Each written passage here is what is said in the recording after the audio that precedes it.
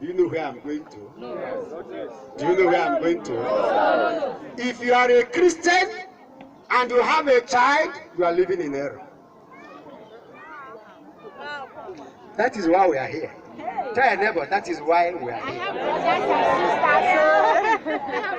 Because a Christian is not supposed to have a child.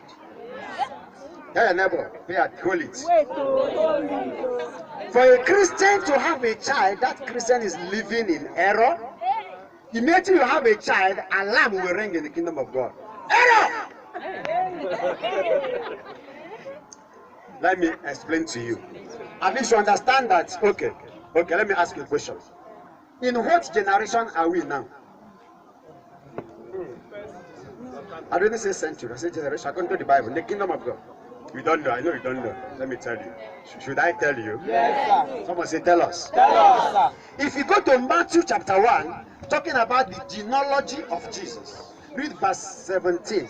It says, from Abraham to Moses, 14 generations. From Moses to David, 14 generations. From David to Jesus, 14 generations. 14 times 3 is what? 14 times 3, 42. Everybody look up. I'm using you now in another dimension. Now face this way. This is Obed. According to in Matthew chapter 1. Obed gave birth to Jesse. Jesse gave birth to David. Now, many people don't know the meaning of generation. According to the kingdom of God, generation has nothing to do with years. It has to do with birth. Meaning, this is Obed, isn't it? Obed will continue to be in charge of this generation until Obed makes his father a grandfather by having a child. The moment Obed begat Jesse, he loses the generation because he has made his father a grandchild. So, Obed transfers the generation to Jesse. It will continue to be the generation of Jesse until Jesse makes his father a grandfather. So the moment Jesse gives birth to David, generation changes. At least from Matthew 1, you understand that one. So Obed transfers generation to Jesse, Jesse to David. That is how generation goes. Now here we read says, and then he came to Jesus and stopped. Hello? Now, that means, okay, let me ask you a question. Let us assume that we're in Genesis 1:17, we're ended in Jesus. Who did Jesus give birth to?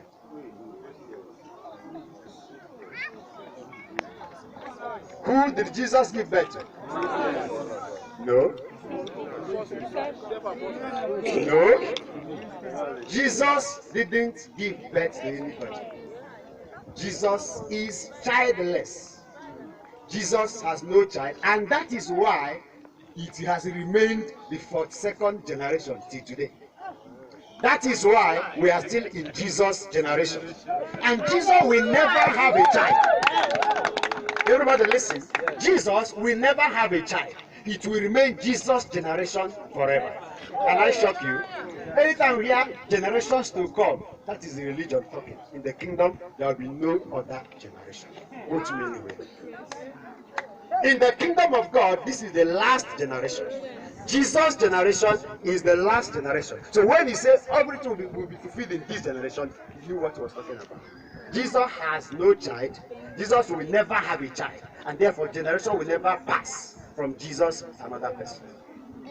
So we are in the 42nd generation from Abraham, and we are in Jesus' generation.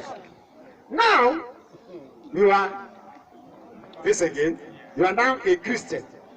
Who is a Christian? Somebody who is like Christ. You are like Christ. Jesus has a wife. Two of us. Christ has a wife. Jesus Christ has a wife. You don't know? Yes. The church is the wife of Jesus, the bride of Christ. You understand? But Jesus does not have a child or children. I'm trying to teach you something. Everybody pay attention. I never pay attention. So the moment you say you are like Christ, it's right. It's permitted for you to have a wife because Jesus is married. But the primary aim of marriage in the kingdom is not for childbearing. I'm going somewhere. That number is going somewhere. Wait. How many years did Adam live on earth? 930 years. Everybody listen. How long did Adam stay in the will of God in paradise? Of God, did he have a wife or not? Did he have a child? No. The aim of marriage is not to have a child. As long as Adam was in the will of God in the paradise, he wouldn't have had a child. But he had a wife. I'm trying to let you know that in the kingdom of God, the aim of marriage is not to have a child. I'm coming. I know. I'm coming. So don't bother. Just we are talking about it. We want to know God, isn't it? Yes. And God is mystery. Yes. So if you are hearing mystery, you are not that. Hello. Hi. Everybody, go back and read the Bible. As long as Adam and Eve were in paradise, which is in the will of God, they never had a child. It was until they fell off from the will of God they started having a child. No matter how long they stayed in paradise, they didn't have a child. So, you are like Christ. And you now have a child. An alarm will ring. Error! How does the error get corrected? How does God get corrected? How does God free himself from the mess you have put him by trying to make him a grandfather? Then the priesthood. Just come. Everyone say the priesthood. The priesthood. Who is a priest? I tell you, I know, you know, but let me give you an angle you don't know. A priest, by definition, is a childless child of God. Wow. Listen now, that means he's a true Christian. That means he's like Christ, as childless as Christ is childless.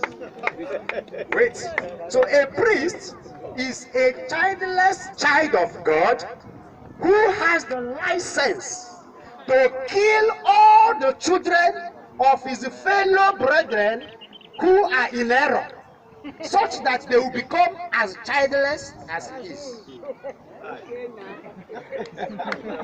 Hold on. I'm going. We are in the Sermon on the Mount, isn't it? One of its kind. This is what I call revelatory desert. Listen. So the duty of every priest has a license to kill. And his duty is to kill all the children of his fellow brothers called Christians who are no longer like Christ because they are in error. His duty is to bring them back to be like Christ by killing all their children. That means the priest is licensed to kill. And the more he kills, the more his holiness increases. Do you know why? Another thing, sacrament. The sacrament is divided into three. Sacrament of initiation, sacrament of healing, and sacrament of duty. And the church says that the sacrament of duty is such that as one performs that duty, he increases in holiness. That means, if I have my wife, and there are people that when they want to pray, they will say, they are not meeting. I don't want to meet with my wife or with my husband because I want to be holy. That is a reduction of holiness for refusing to meet. Yes. The more you meet with your wife, and I'm sure you understand what I'm saying, children are here. The more you meet with your wife or with your husband, the more your holiness increases. So if you refuse to meet with your wife or with your husband because you want to pray, you are reducing your holiness. Because it is called sacrament of duty. So if you run away from your duty, your holiness increases. Am I communicating? Praise the Lord! I want to finish with you. Everybody listen. Now, how does God, remember that moment a child of God has a child, making God a grandfather, heaven raises alarm. Error in our kingdom. How does God handle it? The priesthood, the whole sacrament of holy orders, and the sacrament of initiation, baptism. Hallelujah. Hello? You know what is baptism? Yes. What is baptism? Death and resurrection. Everybody listen, look at me. I'm trying to explain something you don't understand. The first thing the priest does when you bring your child to him for baptism is to kill your child, so that you can become a true Christian. The first thing baptism does is to take away the life of the child you brought. And when God through the priest kills the child you brought, God brings his own child and replaces it with the spirit of the child you brought. Everybody listen. Listen. God does that in the priest in a spiritual way that you don't see. And therefore, after baptism, the child the priest hands over to you to take hope is not the one you brought. Everybody listen. Everybody listen. In the womb of baptism, can I make it more clear? How many of us are farmers here? All right. When you plant yam, do you harvest yam or not? Everybody listen. When you plant yam, you harvest yam, isn't it? Is it the same yam you plant that you harvest? But if you didn't plant, will you harvest? In the womb of the earth, God destroys the one you planted and gives a new yam. Meaning that if you gave mark to the yam you are planting, when you harvest, the mark will not be there. Because that one must first of all rotten, die and rotten. How does life spring out of death? We don't know. But that is something similar to baptism. It's not the same. I'm going to show you the difference. It's not the same, but it's something that will help us to understand baptism. Now, the difference between what I just explained, the yam and human being, is that yam, the body destroys. But this one, the body is not destroyed. It's only the spirit, which is the person. But the person is the one God brings now is put in the same body. That's what makes you think is the same person you brought, you are carrying. But that's not correct. If it is the same person you brought that you are carrying, this one cannot be called a new creation. Everyone say new. New. Do you know the meaning of new? Yes. Never existing before. So if it's this one that is the one that has been existing in your house, after baptism, it cannot be a new creation. If it's the same one. Am I talking to somebody? Yes. Is anybody flowing with me? Yes. We are. Therefore, after baptism, the child you are going home with is no longer your child, but your brother or your sister, which is a child of God. Two of you now have the same status, and that's why you can now pray the same Our Father. Pater noster, quiescit celi, sanctificetur nomen tuum, advenat regnum tuum. It's okay. So that's why you and him now have the same father. You are a child of God, he's a child of God, and the error is corrected.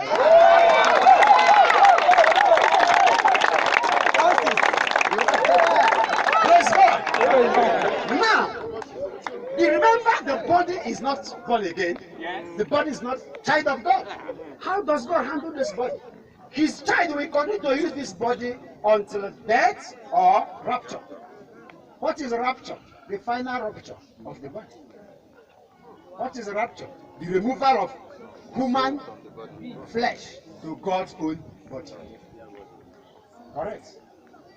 Terrestrial body will be replaced by celestial body. That is rapture. But rapture is not the topic for today. Let's not go there. Tell your neighbor, let's not go there.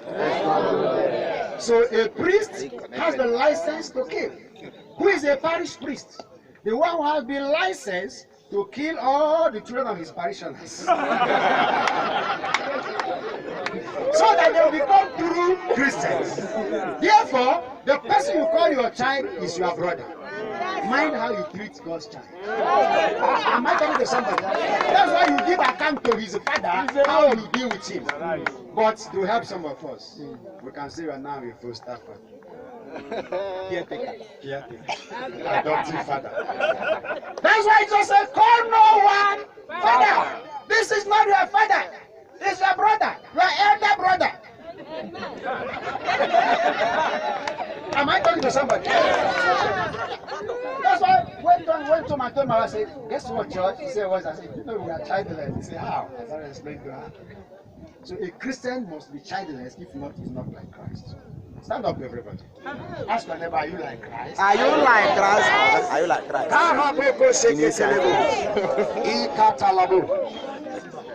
Open your mouth and begin to worship God for making you a Christian.